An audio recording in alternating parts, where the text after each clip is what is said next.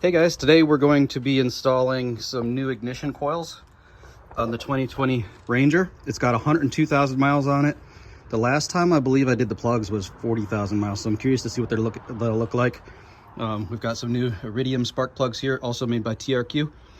And these claim to have better fuel efficiency, 15% more energy, and better throttle response. So I'm curious to see what's going to feel like after we get these installed. All right, we're gonna do the one in the very back first, since it's the hardest to get to. You do have to remove that little 8mm bolt right there. See that? And you'll have to move a couple things like that little plastic clip. But on this one, this is the only one we need to unplug that little white connector, because you've got that pipe right there. I believe it's for the AC in the way. So you have to unplug it to get this one out of here. But these ones here, you don't have to disconnect them. I mean, well, you are, because you're replacing them, but you know what I mean.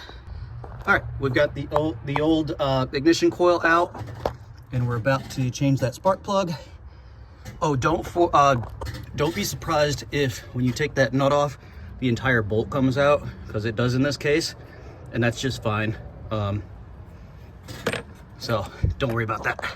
All right, I'm not gonna go into crazy detail about how to change the plugs, because I've got another video on that, but you will need a 5/8 spark plug socket for this part of it. And the reason it's a spark plug socket is because it has a little rubber boot in here that helps hold on to it, so you're not dropping it down in there.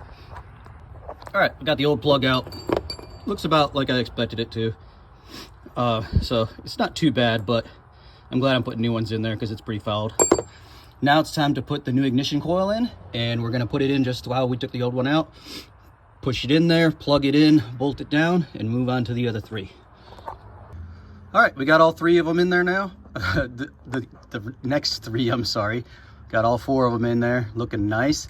Now the only thing left to do is test drive it. Okay, I'm test driving it now, and oh my gosh, I can totally feel the difference in power. I just lowered my average miles per gallon because I was getting on it pretty hard, but it feels great, runs great. Highly recommend this upgrade.